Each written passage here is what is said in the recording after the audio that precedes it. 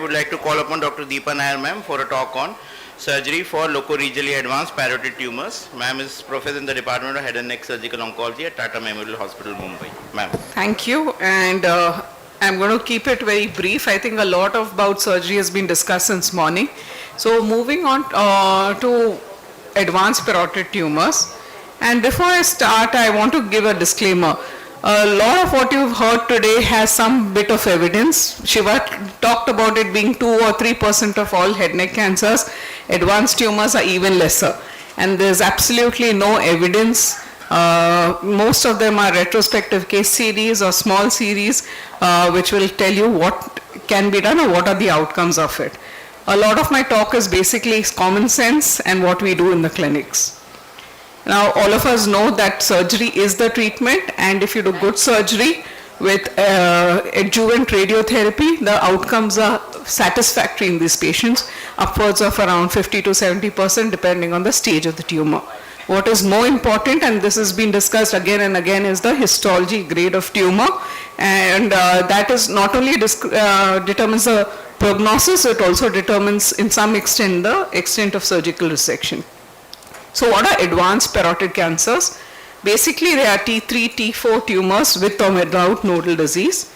And when you look at the UICC classification of T3 tumors, any tumor which is more than 4 centimeters in size in the greatest dimension or which has extra parenchymal extension is T3.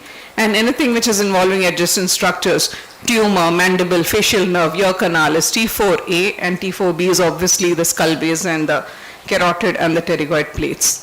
So before we go into actual surgery, let's see what are our goes and no-goes. Our no-goes, let's clear it out, take it off the table.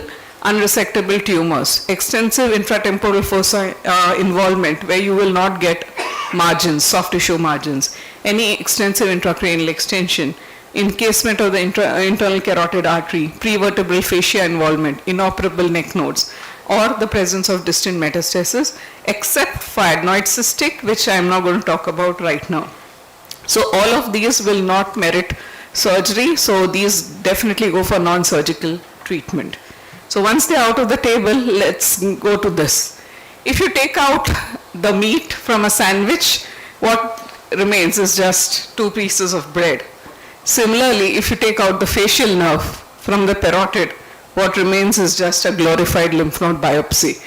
And I think all of you all will agree with it. The whole crux of debate since morning is about the facial nerve.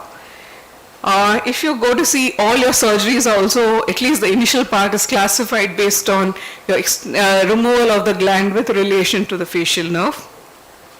And this is what most of us would want to have: clean surgeries, facial, small tumors with the facial nerve preserved. And this is luckily the more common scenario which we see. But sometimes we need to do extended resections.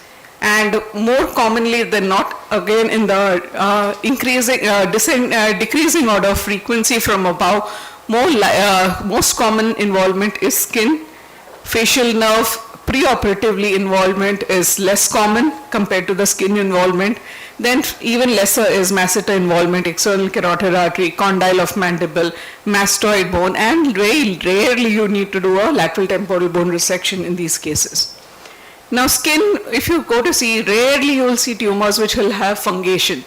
Most of the times you will have nodular involvement or you will have tethering of the skin, and that's sometimes, but in recurrent cases, especially when there have been pleomorphic adenoma surgeries with spillage, you may have small deposits all along the skin. So frank skin involvement is seen especially in advanced tumors, but that's what you need to be very careful about, whether it's in the subcutaneous plane or the skin is frankly involved, because you will have to plan excision of your skin when you plan the surgery.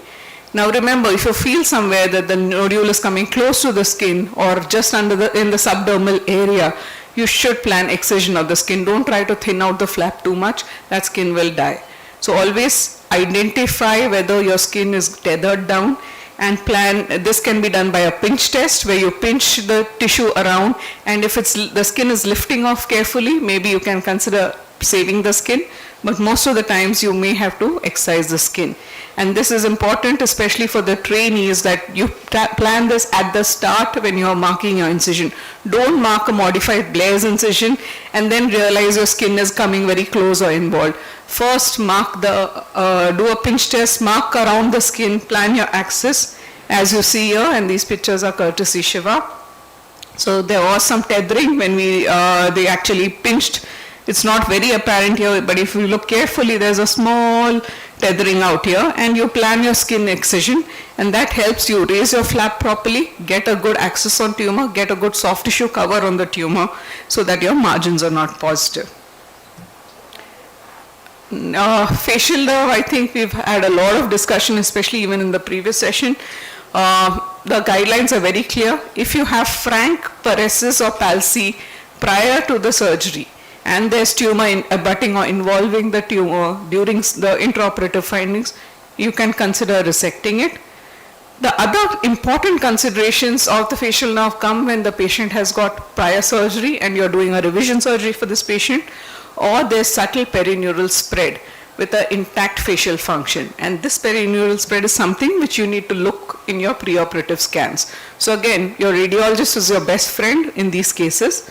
I would highly recommend an MRI for larger tumors, because subtle perineural spread will be easily missed on a CT scan. It's not like the foramen ovale where you're looking for widening of the foramen.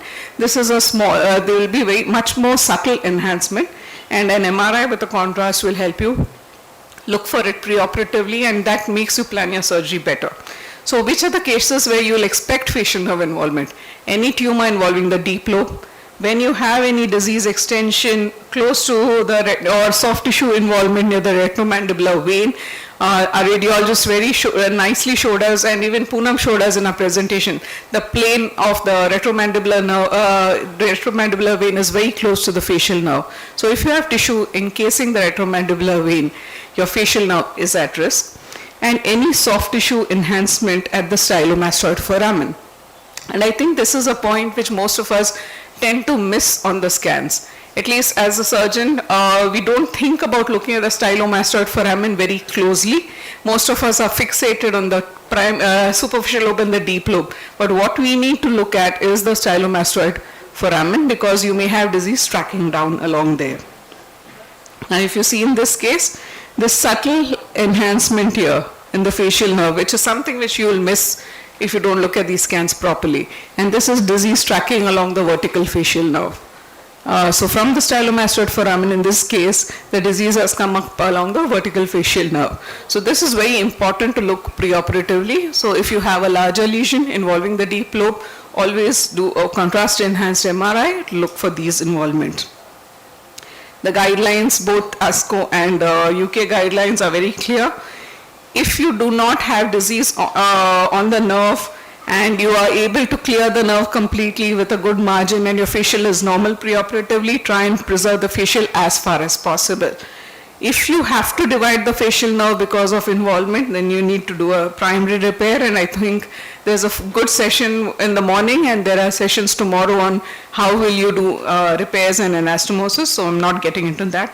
The ASCO guidelines also recommend that if you have involved facial nerve branches in patients with preoperative clinical involvement, or when they are grossly encased and you can't clear them oncologically, then you should sacrifice the facial nerve, in spite of having a preoperative normal function. Remember, salivary gland tumors are relatively radio-resistant tumors. So leaving behind gross disease there to preserve the facial nerve and then expecting RT to take care of it is not going to work. So you need to be careful. Try and attempt to clear this, but if you are having gross tumor involving the encapsulating the nerve, especially the stylomastoid foramen, you may have to consider sacrificing it. So in my practice, whenever we have larger tumors, the first step is to identify and try and see whether the disease, especially the main trunk, is free, or there's soft tissue enhancement, soft tissue disease around the main trunk at its exit from the stylomastoid foramen. I don't try to dissect along the facial nerve before. My first step in such large cases where I'm expecting in disease involvement would be first to send tissue around the facial, main trunk of the facial. If that is involved by disease, and I immediately go in for a sacrifice of the nerve to speed up time, and then you can obviously trace the peripheral branches and tag them so that you can do your anastomosis after removing the tumor adequately. Another thing which you need to be careful is about involvement of the carotid vessels. So most of the times your internal carotid is going to be free, but you should use a styloid process, and again the styloid process is a good indicator because any tumor reaching a styloid process potentially means that your ICA may be involved. So always look at the styloid process in your scans, especially in any tumor which is going into the deep lobe. Resection of bone, luckily you rarely need to do resection of the bone for parotid malignancies. Most of the time the tumor is just a soft tissue involvement reaching the temporomandibular joint. It rarely involves or erodes the bone. Most of the times you have to remove the bone only for a soft tissue margin because you don't get an adequate margin, and the most common bone which you would remove is the condyle of the mandible. Remember, the articular disc and the condyle are very relatively resistant to infiltration. So even though you will remove this for soft tissue margins or you'll remove the capsule of the TM joint, the actual bone involvement will be extremely rare on histopathology. But to get an adequate clearance for margins, you may have to remove the TM joint capsule. And most of the times when you do either a TM joint resection or a posterior segment mandibulectomy, the soft tissue reconstruction will be adequate in most cases, because in most cases you would not need to remove the alveolar process of the mandible. You may remove the ramus of the mandible, but the alveolar process is intact, so soft tissue reconstruction would be adequate in these cases. Now this is a extensive case. This is a recurrent case. It's a low to intermediate grade mucoepidermoid carcinoma, operated 2 times before, and who had again a deep lesion. But when we looked at the scans very completely, we felt that we would be able to get it out. Yeah, of course we had to sacrifice the facial nerve, but the patient already had a preoperative facial palsy. And this is the extension which we have, this is the resection we have done. So these extended resections or bone resections may be required. Again, the most common after the TM joint is the mastoid tip, which you need to remove, because again the tumor is coming posteriorly near the stylomastoid foramen, and the mastoid tip resection will give you more access to the tumor and help you in better clearance. Sometimes you need to do a formal lateral temporal bone resection. This is especially if the tumor is involving the floor of the external auditory canal.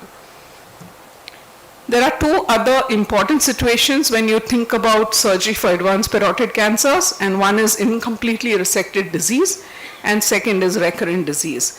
And Dr. D'Cruz is really going to talk about this in the next talk, so I'm not going to delve into it, but just talk about a few things. That it's not just a factor whether you can remove it or not. There are many multiple factors which determine how we are going to treat it, and I think we all will like to listen from sir on what we should be doing in these cases. These are the guidelines, and wherever possible, if you have residual or incompletely resected disease, wherever possible, you should do surgery without significant risk to the facial nerve. But if you have significant risk to facial nerve or resection is not possible, then adjuvant artery should be offered to these patients. Shiva talked about neck dissection, and again, definitely 1 to 5 neck dissection indicated when the patients are clinically node positive. But in node negative patients, you should do it in patients who have advanced stage or high grade histology like salivary duct carcinomas. What is the evidence for these? Systematic review and meta-analysis of patients who have undergone elective neck dissection. Again, these occult metastasis in clinically N0 neck is just 0.22. So the overall rate of occult metastasis is low. Basically, again, this meta-analysis shows that if you have an advanced T stage or advanced grade, high grade tumors, then the chance of them having metastasis is higher, occult metastasis this is. And level 2, and Dr. D'Cruz made that point, the level 2 metastases are the most common metastases. So in our practice at Tata Memorial Hospital, we generally clear the level 2 in most cases and send that for frozen section. If they are negative, we may not go ahead for neck dissection in cases of clinically N0 neck. Now this is a large lesion, but generally the carotid is free and looks okay for surgery. Don't rush into surgery. Before you plan surgery, always I would advise doing distant imaging. This patient had extensive skeletal metastasis. So again, this was a salivary duct carcinoma. So salivary duct carcinomas are a particular subset of histology and carcinoma expliomorphic adenomas or adenomas NOS. These are very high-grade histologies. So in such cases, please do a distant workup, preferably a PET scan, before you proceed for surgery, because these have a high incidence not just of lung metastasis but bony metastasis, which may not be picked up in your routine CT thorax, which most of us would do for staging. How are the outcomes when you treat these patients with surgery? If you look at the analysis, this is an older paper from 2009 by Seymour's group from Switzerland. They showed that obviously the increased T stage, increased N stage, and high grade have poor survival. If you add adjuvant therapy to these patients after good surgery, the survival improves, it's better disease control, but overall the outlook is much worse than what it is for lower grade tumors and lower stage tumors with a 5-year survival of around 35%. What about, again, bone resections, temporal bone resections for these cancers? You have very good 2-year outcomes at around 80% overall survival and 67% recurrence-free survival. This is the MSKCC data. But again, biology trumps everything. At 5 years, the survival dips, both the recurrence-free and the overall survival. And again, the surgical margin is the indicator for independent predictor of recurrence-free survival. So you should attempt to clear as much as possible, get margins, removing bone, removing soft tissue, facial nerve if involved, to improve outcomes in these patients. When you have advanced parotid cancers, if you do a lateral temporal bone resection where you've achieved a gross total resection, again these patients have a good loco-regional control. So if you feel that the patient will benefit with a lateral temporal bone resection, if you don't do it yourself, call your colleague who does it, but give the patient a good chance at complete clearance rather than leaving behind R+ disease and waiting for the radiation oncologist to try and get a control on it. This is Paul Gidley from MD Anderson data, similar year 2011. They found again a very good 3-year survival of 72%. They didn't look at long-term survival. And again, what they saw that these patients who required lateral temporal bone resections are higher grade tumors. They have more incidence of facial nerve sacrifice. There's more perineural spread in these cases. So obviously if you have all of these parameters, your patient is going to undergo a more advanced surgery. So it's better to plan this preoperatively properly. So I'd like to conclude that surgery is still the mainstay for advanced parotid cancers. If you can safely get it out without leaving gross residual disease anywhere, you should attempt doing that, even if it means sacrificing and reconstructing the facial nerve. Adjuvant RT is essential in these cases. That helps improve and consolidate your outcomes. Always read your scans well. There are a lot of things you will miss on the scans. Make it a policy to look at these cases with your radiologist so that you are able to pick up smaller, subtle findings and choose your patients appropriately. I'd like to again welcome you to FHNO 2024. We are the organizing team at Tata Memorial Hospital. We've planned 3 days of very interactive meeting with good orators, and abstract submissions are open. So all the students, please send in abstracts and come attend this national meeting of 2024. Thank you very much. So if the patients are operable, we would still offer surgery with regular RT. Proton we reserve for unresectable tumors.